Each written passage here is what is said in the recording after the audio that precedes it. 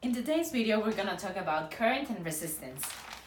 Current is given by the next formula, that it's I equals to the amount of charge over the time. Quantitatively, it said that it is the charge, the net charge that passes through a given point at a given time. Since charge is given by coulombs and time is given by seconds, the unit for current would be ampere.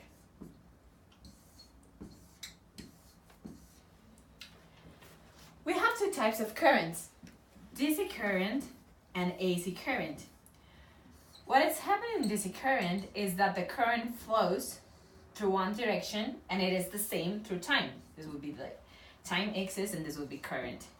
And in AC current, that stands for alternate current, would be the opposite. This would be time and this would be the current. And for example, we could have a sinusoidal function that would be current. Physically, electrons are the ones that have charge.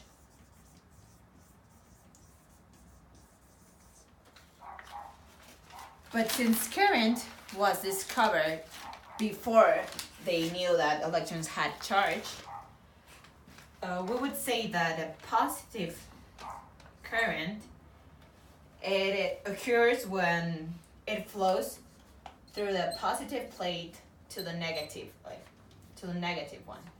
This would be a positive current.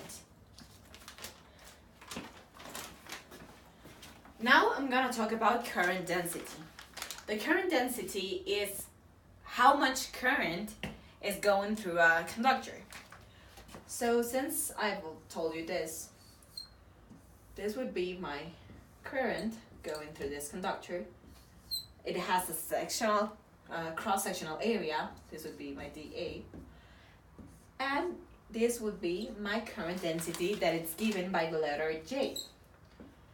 So the letter J is equal to the current over the area. Well, when a conductor has no current flowing through it, it has many electrons moving anywhere they want. So we would have this as a conductor, and we would have electrons moving anywhere they want. So electrons have a velocity where they move wherever they want to be. And this velocity is called drift velocity, that it's given by B sub D. And it is opposite to the electric field. It goes in the opposite way.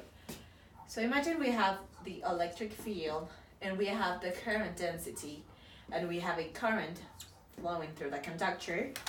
We would have the drift velocity going in the opposite direction of these three vectors. So having this in account, we can say that current is given by, taking that in consideration, it's Q times Q over the time.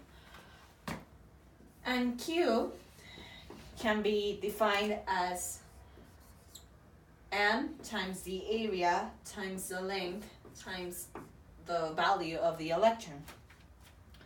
And this is how much charge is in the length of our conductor. Imagine this is length of the conductor. And N is the amount of porters of charge over the volume unit.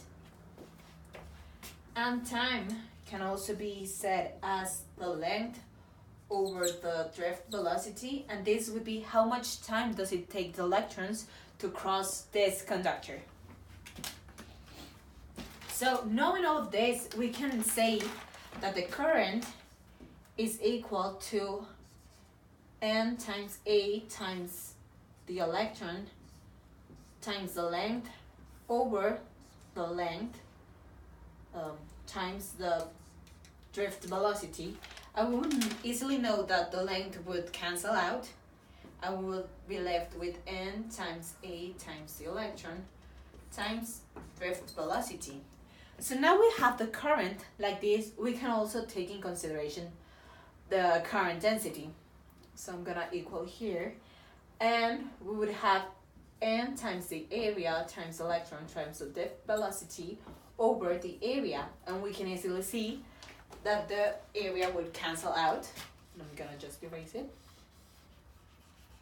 and we would be left with this as the current density, taking in consideration the drift velocity, that would be the velocity of the electrons, the value of the electron, and the number of the porters of charge that we have in the volume unit.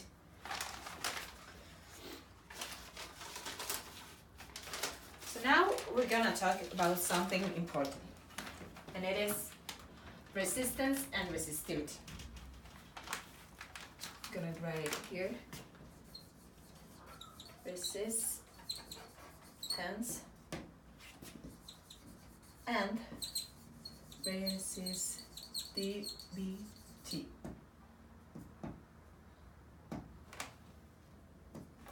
Okay, so resistance is given by the letter R,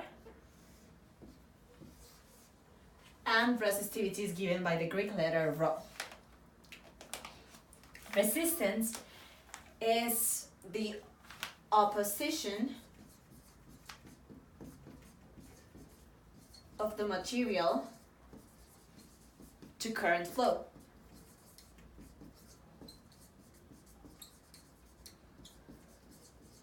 While resistivity is how much a material opposes current flow.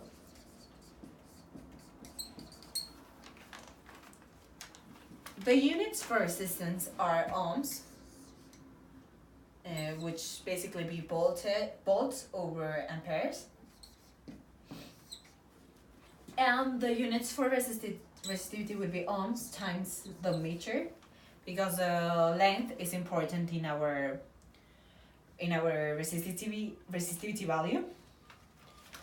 We also know that resistance could be given as conductance, that it's the equivalent of the resistance, and its units is the Siemens, that would be A over B. And it is also given by Ohm's law, that it's something we're gonna discuss later on. Ohm's law.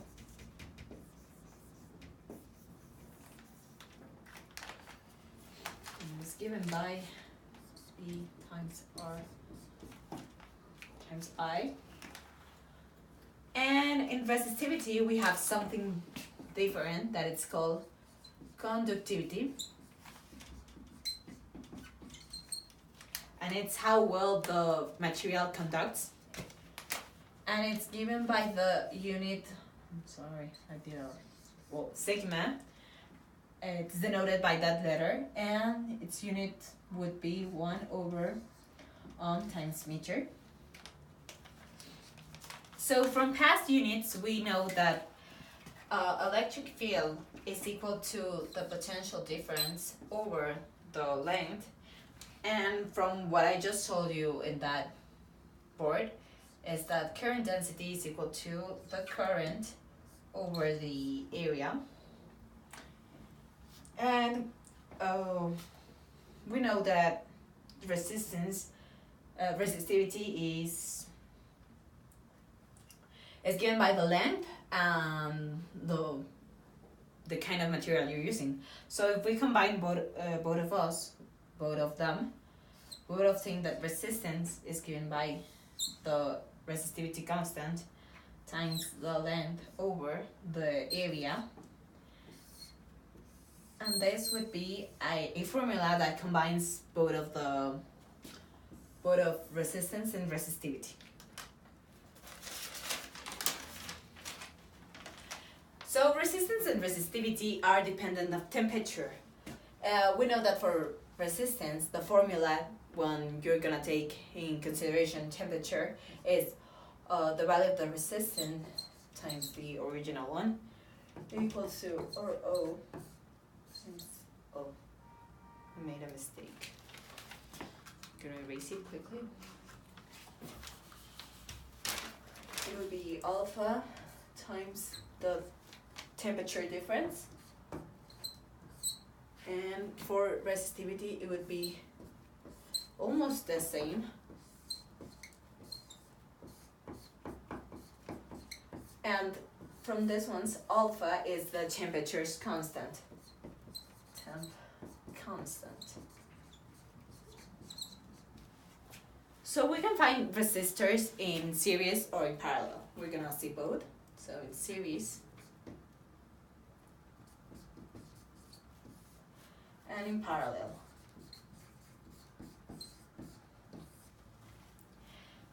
We would have our circuit like this.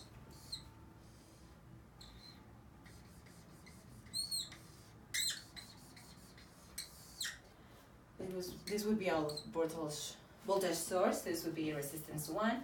This would be resistance 2. And what we know about these ones is that they both resistance share the same current. And the sum of, the equivalent resistance would be the sum of them. In what they differ is in voltage, since the voltage of our source would be equals to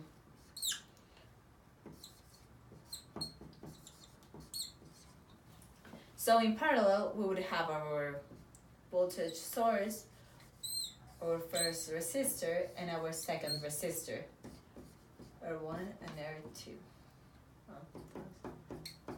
What we would share here would be the voltage. Why do I say that they share? Because, for example, when I talk about current in series, I can say that both resistors are in the same level. So current would go like this, and they would not change. But voltage, there has to be a voltage drop. So they have to go another step in order to have more voltage or to have less voltage. In this case, in parallel, we don't have that stairway. For voltage, we have the resistors at the same level, so we don't have a voltage drop. So the voltage is the same. And for equivalent resistance, we have the next formula that would be 1 over the equivalent, and this would be our equivalent.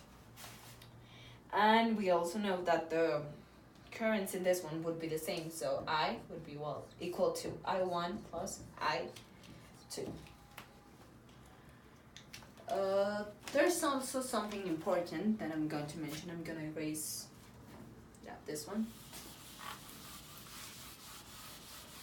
And it is power. Power is like the fuel that you have to do something. It is how much energy do you have to move something, how much potential and kinetic energy you have to move something. So energy and power come together in a circuit, and they're given by the next formulas. That would be power would be equal to the current times the voltage difference, and this would be used in the voltage source.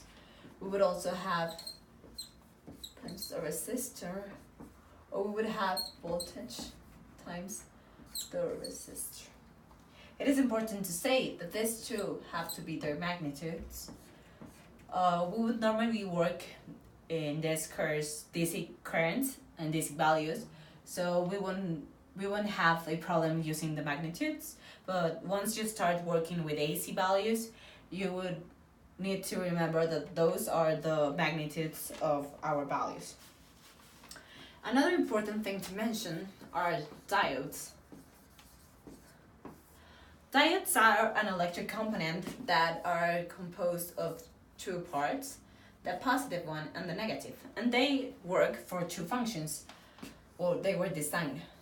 The first function is to make the current flow just in one way and not return in another. And I'm gonna say direction of the current.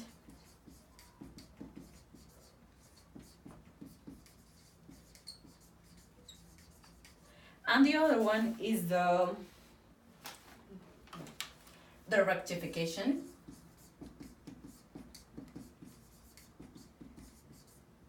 Of the current. It could also be the rectification of voltage, but what do I mean when I say rectification? When I say rectification, is changing from AC signal to a DC signal. How do we do this with diodes? Well, imagine we have a AC signal that is going this way. So what diodes do is to push the signal in order to go just one way and to not change. That's how diodes work. Usually they're used of silicon and germanium. And if I don't quite forget, this one's voltage rupture is 0.7 volts and this one's is 0.3 volts. What do I mean with voltage rupture? Is that in order for the diode to conduct the current wherever I want, I have to induce them the kind of voltage that I need. For example, 0.7 or 0.3. Imagine I put a silicon diode in my circuit. If I don't have this enough voltage, current wouldn't flow through the circuit. So now let's solve a problem here in my whiteboard. I'm gonna solve an easy one.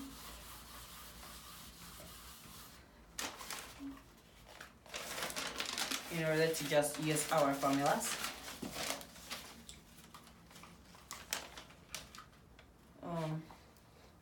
So the problem asks us what is the resistance of a copper wire, and the data that we have is that the length is equal to 10.9 meters. The diameter is equal to 1.3 millimeters. And we know that the resistivity of copper is 1.72 times 10 to the minus 8 per meter. And since I've already raised it, the formula is the resistor is equal to the resistivity times the length over the area.